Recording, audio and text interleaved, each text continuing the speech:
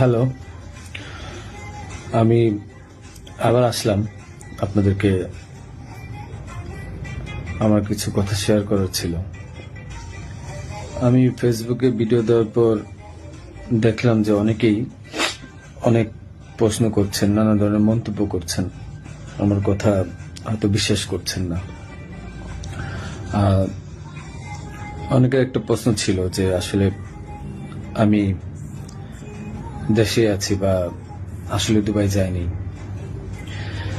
আমি একটু খুলেই বলি, কারণ এই 15-20 দিন পরে যেহেতু আমি বলছি, আমি দুবাইয়ের শারজাতে আছি।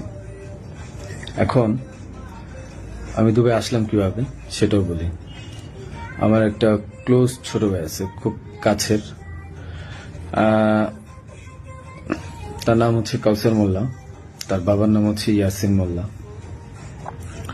তো এই কাউসার মোল্লা আমার খুবই ভালো একটা ছোট ভাই, সে আমাকে সবসময় হেল্প করে।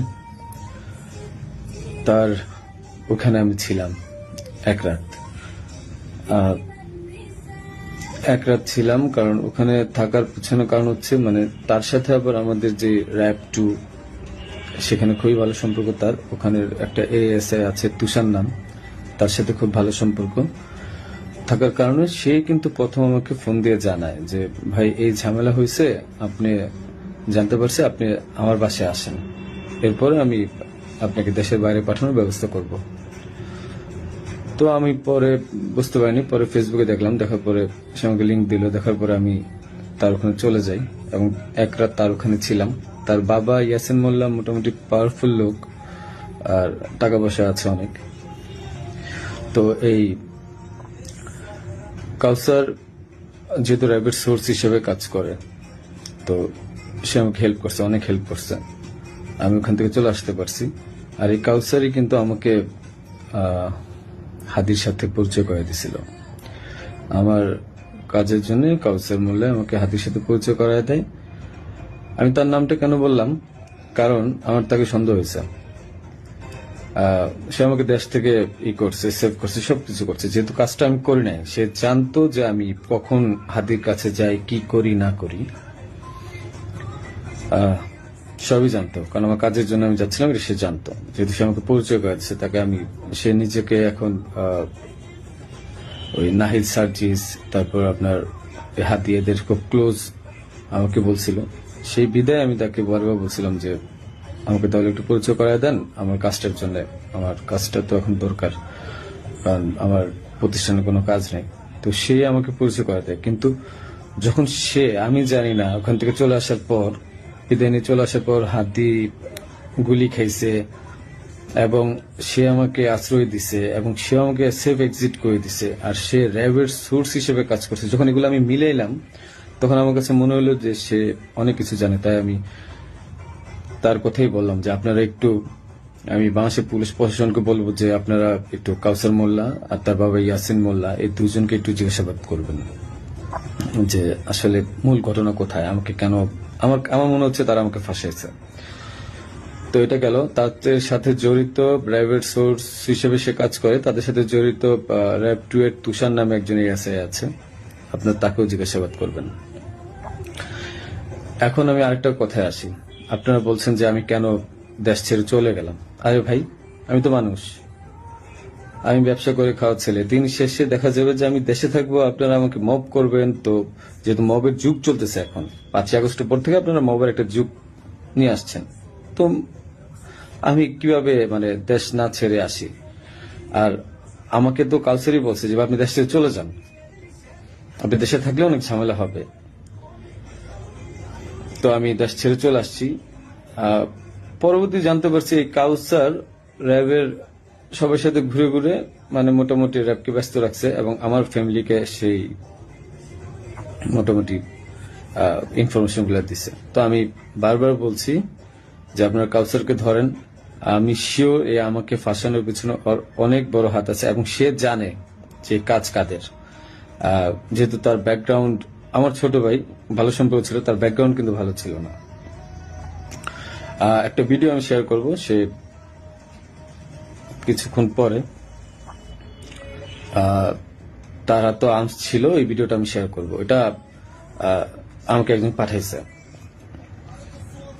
ওকে, আচ্ছা, এখন আরেকটা প্রশ্ন আপনাদের উত্তর দিই। আমি প্রশ্নগুলো নোট করছি, একটু একটা মিনিট।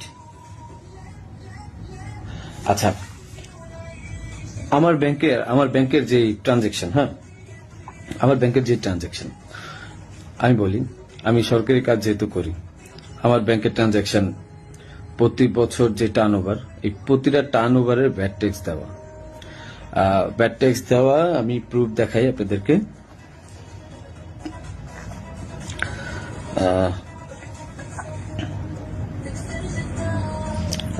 প্রতিটারই ভ্যাট ট্যাক্স দেওয়া। অ্যান্ড আমি ব্যবসা করি 2010 সাল থেকে। তো আমি ট্যাক্স দেওয়া শুরু করেছি মেবি 14 সাল থেকে। হ্যাঁ, তো ওসব কাগজগুলো নাই, একটা দুটা বছরের খুঁজে পাইছি। এই যে দেখেন, 2022 সালে আমার 21 লাখ টাকা ট্যাক্স দেওয়া ছিল, এবং 2023 সালে আমার 66 লাখ টাকা, এবং এই বছর কিন্তু আমি 9 লাখ টাকা, ব্যবসা এত ভালো ছিল না, 9 লাখ টাকা আমি ট্যাক্স দিয়েছি। ঠিক আছে, আপনাদের আরো কিছু প্রশ্নের উত্তর দেব আমি। যে আপনারা বলছেন যে আসলে হাদি টাকা নেয় না, হাদি অনেক ভালো মানুষ। আমার যে 65 লাখ টাকা আপনারা বলছেন বাজেয়াপ্ত করবেন, এই 65 লাখ টাকা আমার দুইটা আইটি কোম্পানি থেকে আমাকে দেওয়া হয়েছে, এবং এটা পে অর্ডারের মাধ্যমে দেওয়া হয়েছে। আপনারা এগুলা আপনাদের যেই সিআইডি আছে তাদেরকে বলেন খুঁজে বের করতে। এটা আমার কামাই করা টাকা, তাদের সাথে আমার ব্যবসায়িক ডিল ছিল, বিদায় এই টাকা তা আমাকে দিছে। আর এখন ওই টাকাটা আমি এফডিআর করে দিছিলাম আমার বাবুর জন্য, আমার ওয়াইফের নামে।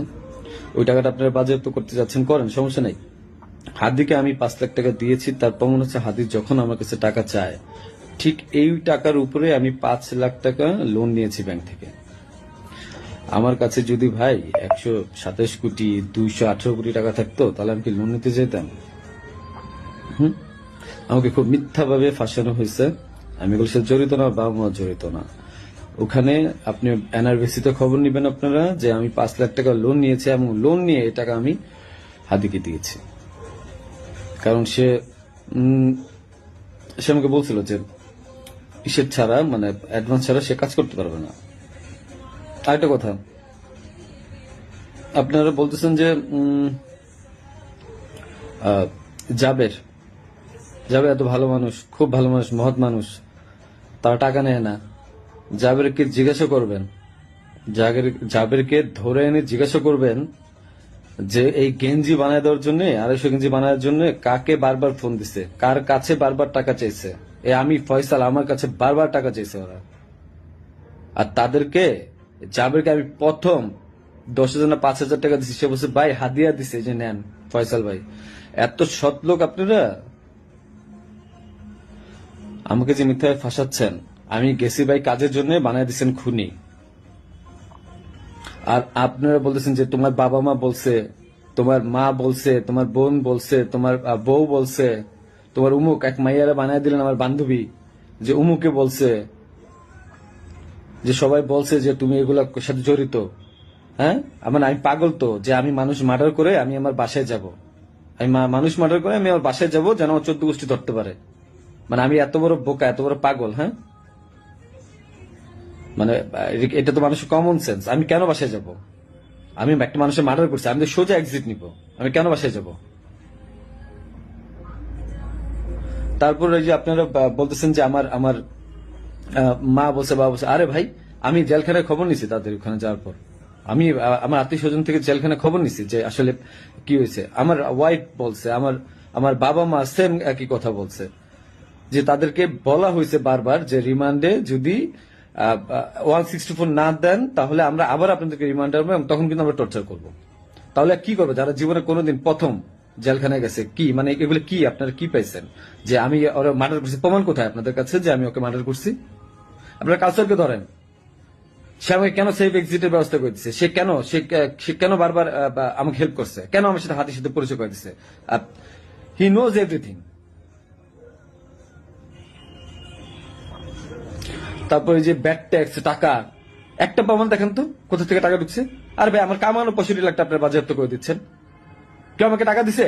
আমি ব্যবসা করে খাওয়াচ্ছিল। আপনারা বারবার আমি বলতেছি আপনাদেরকে যে এখানের সাথে আমি জড়িত না, একটা পর একটা মিথ্যা ব্লেম দিচ্ছেন, যে কমেন্টের পর কমেন্ট গালাগালি করতেছেন, যা মন চাই করতেছেন।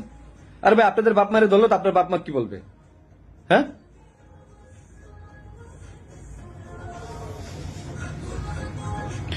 যে আপনাকে জিজ্ঞাসা করেন যে গেঞ্জি কার কাছ থেকে বাঁধিয়েছে, পতাকা কার কাছ থেকে বাঁধতে চাইছে, জিজ্ঞাসা করেন। এই খুনির বিচার হবে। আমাকে ফাঁসানোর চেষ্টা করছেন, করেন, কি করবেন? শাস্তি দিবেন, দেন। আমার বাপ মাকে তারা তো কিছু করে নাই। হ্যাঁ, পুলিশ সব জানে। কোয়া থেকে পিস্তল উদ্ধার করছেন, আমার শ্যালককে ফাঁসায় নিয়ে কোথা থেকে পিস্তল উদ্ধার করে নিয়ে আসছে না? যা মন চায় পুকুর থেকে পিস্তল উদ্ধার করে নিয়ে আসছে, মানে এগুলা কি ফাইজলামি? হ্যাঁ, আমার বোনের বাসায় পিস্তল পাইছেন, গুলি পাইছেন। এই গুলি পিস্তল আপনারা বলতেছেন বারবার যে তার বাসায় চিপ। আরে ভাই ওই জায়গার মধ্যে মোবাইল ফালাই দিছিল, ওই জায়গায় আমার মোবাইল ফালাইছে। ওই মোবাইল আনতে গেছে, ওইটা বানাচ্ছে গুলি পিস্তলের জায়গা না? বাসা থেকে কারোর কাছ থেকে পাইছেন? কারো বডি রিকভারি পাইছেন আপনারা?